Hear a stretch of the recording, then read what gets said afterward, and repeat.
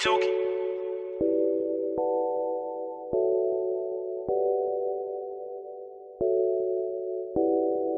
Yeah. Hey guys, what's up? It's your girl Tuki Daily, and we are live on the Tuki Daily Show. And today I have a special guest. We're gonna talk all things Adil El Arbi. Yes, the film director himself, one half of A&B Directors, is here live with me. Today we are with Adil El Arbi. Welcome. Thank you. How does it feel to be in America? But it's awesome. It's a dream coming true. When you Really? grew up, America is the land of all the movies. So Yes. it's as if I'm walking in a movie. I love it. I love it. So your life literally is a movie. That's right. love it. That's all I do. That's all I can do. I'm a little confused as to what your background is, because you look like you could probably be Brazilian, but then somebody told me you're African, but you were born in Belgium. So just please help us. Help us Well, out. I'm born in Belgium. My parents are from Morocco. Okay. And Morocco is in Africa. It's North Africa. So It that's is. why it's a mix between Arab and African, which makes me look like a Brazilian. Yes. How does it feel to be in Atlanta? But it's cool. It's you have a connection right away with the African American culture. Moroccans in Belgium relate to that world because we listen to hip hop music. Yeah, we grew up with all that music, you know. What's some of the things that they play on Belgian radio that's like hip hop? Like, Well, all the famous people that you have here. I mean, you got Drake, you got Meek Mill, you got Jay-Z. You know, it's love it. all of those, and also the old school, like A Tribe Called Quest, Oh. was super popular. It's still super popular. So, Medina Afro-Bomb. so You gotta put exactly. it. Tell me a little bit more about why you decided to go into film. Yeah, for me it was when I was 8 years old. I Mm-hmm. wanted to make movies because I realized that all the interest I had, like Mm-hmm. whether I wanted to be an expert in dinosaurs or I wanted to be in space or whatever, it was always because of a movie. Yeah. And first I wanted to be an actor when I was 7 years old, but when I discovered that there's a guy making all these movies. Who was the guy that The guy, made all the movies? it was Steven Spielberg, because for the first time I saw somewhere on television a making of a movie, Okay. and there was a guy with a hat and a beard and glasses, and Steven Spielberg, his name was all over the place, and it was back in the days Jurassic Park, Mm-hmm. and this guy seemed to have made all the movies that I liked. So it was Jurassic Park, E.T., Indiana Jones, Jaws, and Oh, all I of love it. that. I love it. And the Looney Tunes, the animation that I saw, his name was on it. So for me, it was like the new Walt Disney, and then Yeah. I thought, I'm gonna be this guy because he makes all the movies. You say you've been influenced by the American culture. Did you see a lot of yourself growing up in like the ads? Did you see a lot of men that looked like you, or black men in television or in radio? Like, do you see it yourself in Belgium? Well, in Belgium, television and cinema, no, because when I grew up, everybody was white on television, so I Wow. didn't relate to that. But you look at the more international stuff where there's more color in it, and Right. and when you watch Fresh Prince with the great What's Willard. Philadelphia? Well, yeah, Right. exactly. Yeah, well, when you come back home from school, it's cool.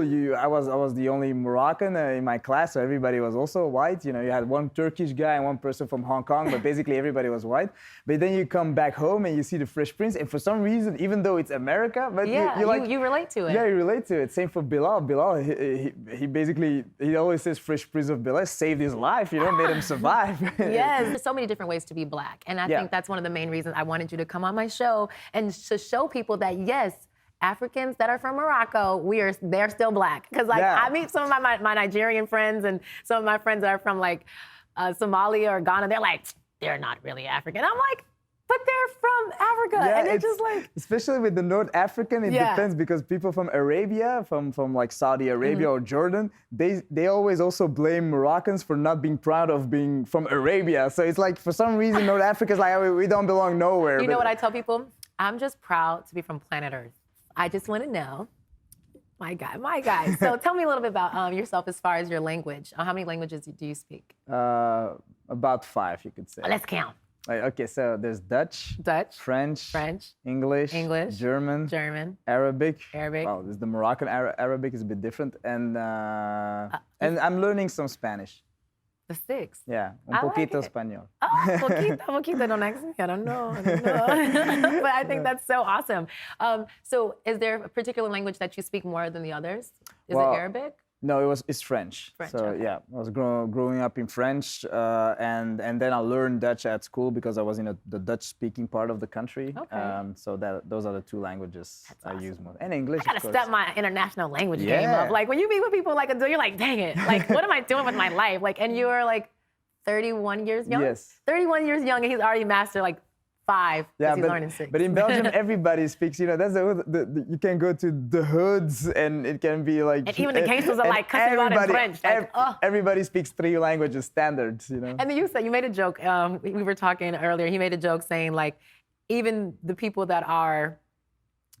Fucking morons? Yes. I didn't want to say it, but you said it. Even people are kind of, foolish, not smart. It is. Even they speak like 3 or 4 languages, and people may think that they're smart because they speak all these languages, but he's like, no, they're still a box of rocks. Yeah, it's just everybody speaks multiple languages, even the stupid people, but they can speak 3, 4 languages. I love it. So speaking of illiterate people, how did you go about picking college? I went to film school. So how did you go about picking that school? Was that like one of the top schools, or that was the school that you were like, I just want to study there? Well, yeah, it was just, basically I just picked it randomly. It seemed like it was because the exam to go... Meeny, miny, mo. Yeah, the exam to go to the school was just a talk.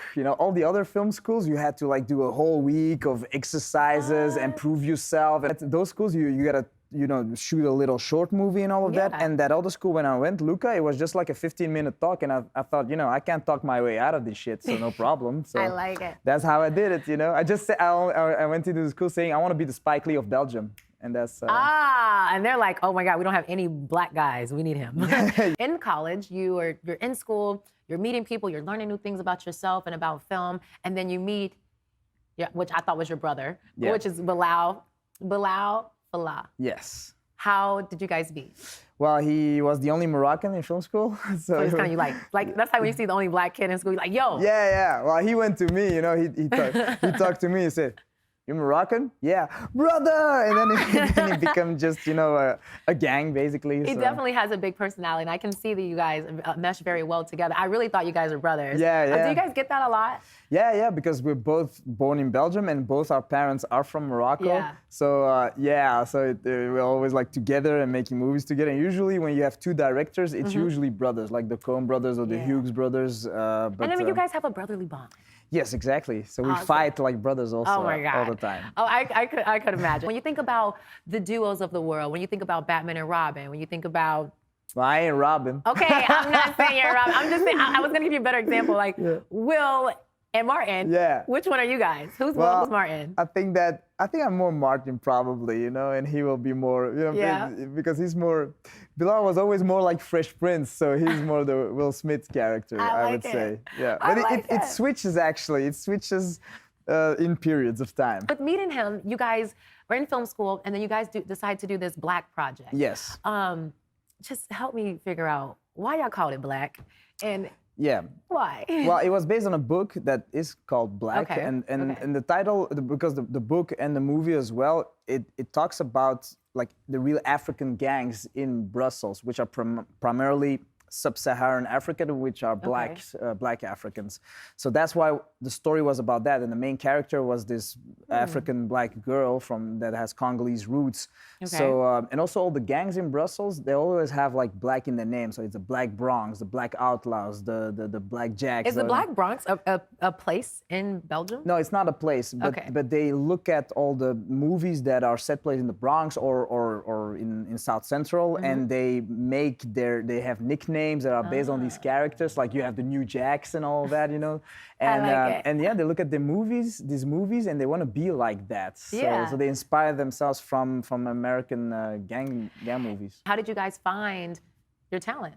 Well, for us, it was a challenge because back then you didn't have African or Moroccan or any actors from another origin. All the actors were white. Basically, you had to create a casting agency just to find all these actors, Wow. So we find 300 actors that never actually were not professional actors, and we proved that that we found those talents. These talented people are out there, but you gotta go and find them and motivate them. But all the actors of Black they never acted in a movie before. That was the first movie. I almost cried watching Black. I laughed my heart out when they were having race scenes. My heart was beating. So for them to have never acted before, you guys must go see Black. You guys can definitely go check out Black on iTunes. Or it's Amazon. Definitely, or Amazon. It's Yeah. definitely a must-see. How did you guys land Bad Boys? Yeah. Like, that's insane. Like, So when we and you did- guys are not even from America. Yeah, that's right. We're not from America. What? How? Well, when we did Black, it was selected for a film festival in Toronto Film Festival, Oh, yeah. and it won a prize there. And that's where we started to meet agents, American agents that really wanted to represent us. And they sent the movie to their clients. And one Wow. of those clients was Jerry Bruckheimer, producer of Bad Boys, and Top Gun, and Beverly Hills Cop, and Pearl Harbor, and Armageddon, and Yes, and all these Pirates. big guys. And Will Smith as well. He also saw the movie very early on. Wow. And right away, both of them wanted to work with us on a project. So it was in 2015, and we met Jerry back then, asked him for Bad Boys for Life right away, but it was not available then. Yeah.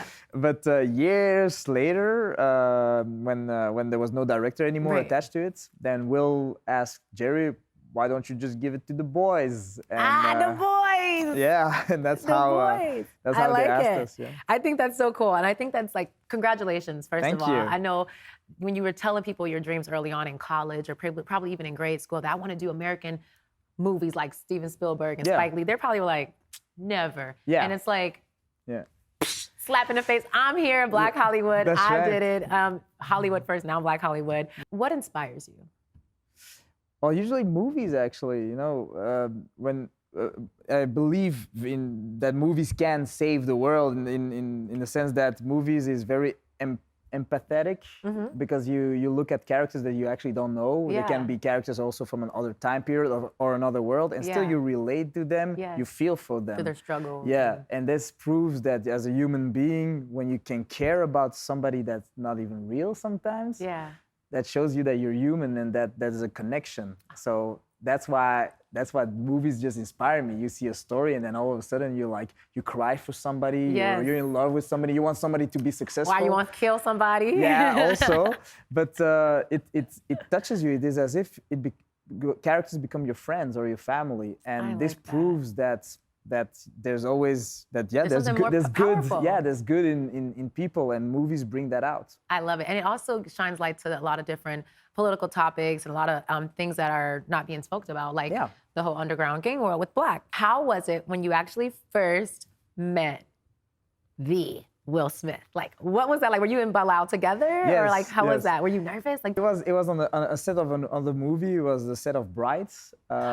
you met him on the set of Bright? Yeah. All of a sudden, there stood Will Smith, Willard. Willard. And it was really crazy because he's the kind of star that puts you at ease. If you see him, I like that. Although of course we were starstruck, but he just says He's so, hi. yeah, what's up? Like, he's so like, It- he's not like, No. Hello. It is as if you know him. It is as if you've always known him. I love And that. that is really such a great quality to have, you know, just putting people at ease, even though you're maybe the biggest star in the world. yes. So, but that was just crazy, and it was a dream to be able to be working with him. No, I got it, you know, because one of my favorite people of all time is Martin Lawrence. I love the Yeah. Martin Lawrence show. I've watched him my whole entire life. Just tell me about your experience. Well, when you Martin met him. Lawrence, of course, yeah, you grew up with him. Yeah. That's in Belgium. Everybody at school were talking about Martin Lawrence, so he's on the Cracking same level jokes. as well. Exactly. And you meet him, and he's very quiet, very calm, very Yeah. shy, and it's really crazy to see how when you say action, Yeah. he's like that, like a Swiss watch. His timing is perfect. He's really, you see how professional he Yes. is, and it's just amazing to see. Super quiet, super chill, and then action, boom. Yes. He's the performer that you know. It's like we've never stopped watching them. And Yeah, I'm so it's- excited. It is as if these movies sort of already exist, or that world exists, because Yeah. the chemistry of these characters, it's priceless. You put them together, and then right away you can put a camera only on them, and it's gonna be awesome. You know? I love it. And all they were missing was the bros from Belgium to That's kind of right. solidify it, put that stamp of approval on it, you know, the international bad boy title. What is next for you? Well, officially we go back to Belgium. Oh, are you sad to leave America, or Well, is it yeah, bittersweet? of course, yeah, it's bittersweet because America is awesome, you know, it's great. You come back, hang Also, with you know, it's fucked upness is also great, you know. So it's really great in all the senses of the word. But yeah, we got to go back home for a little bit of time, but Yeah. we'll go back and forth, and it just depends what this movie will do, you know, Yeah. when it comes out on January 17th, MLK Day. Hey, 17th. Yeah, Bad so Boys. Take your whole family, your grandma, your cousins, your everybody's uncles, your got to aunts, check your the girlfriend, movie. your boyfriends. It's everybody. next level shit, yo. I'm excited. The movie is good and it has successful. Yeah, then we want to do Bad Boys 4 for sure. Oh, listen. Yeah. Well, you know, if y'all need some extras or something, I'll let you know. Let me know. So who would you love to work with? So you go ahead and just manifest that right now. Well, of course, Will was always an actor we would love to work with, but well, I would love to work with Denzel. I mean, Denzel's the man, you know. Yes. It would be so great. What type of movie would you do with Denzel? Would it be like action thriller? Would it be like something scary? Well, like it would be like, you know, something really cool and epic and meaningful. Something that maybe imagine something Chris Nolan and Spike Lee would do, you know, so something really great and cool and memorable. So, but Denzel, you got to work with him one day, you know. And anyone else? Any ladies?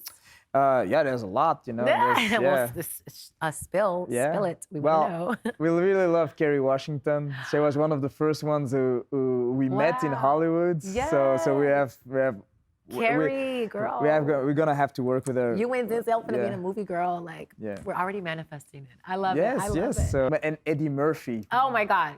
That's Coming to America. Beverly Hills Cop 4. Officially, we are still the directors. So. Oh wait. So I know they're filming Coming to America too right now here in Atlanta. Yep, y'all didn't know. And then you just mentioned what? Beverly Hills Cop 4. You guys are directing that? Well, that was our first job before we got Bad Boys, and then it got dropped actually. But now, because we're making Bad Boys, it might come back. And you know, you gotta make a movie with Eddie. Eddie Murphy said this would be his last movie, so I will never accept that any other director would make that. I grew up with those movies. We gotta do a movie with Eddie. Listen, A and B directors, they got it. Everybody else who's trying to do it, fall back. They already called dibs. Stop being Aggie. They already got their name on it, and that's just what it is. Well, thank you so much for coming. Thank you for having me. I enjoyed this conversation. I know many of my viewers will as well. And until next time, you guys, let the people know, Adil, where they can keep up with you, because I heard you on social too. Yeah, Instagram, yo, follow me. Boom. All right, guys, until next time, it's your girl Tuki Daily signing out. Mwah. Peace. Tuki.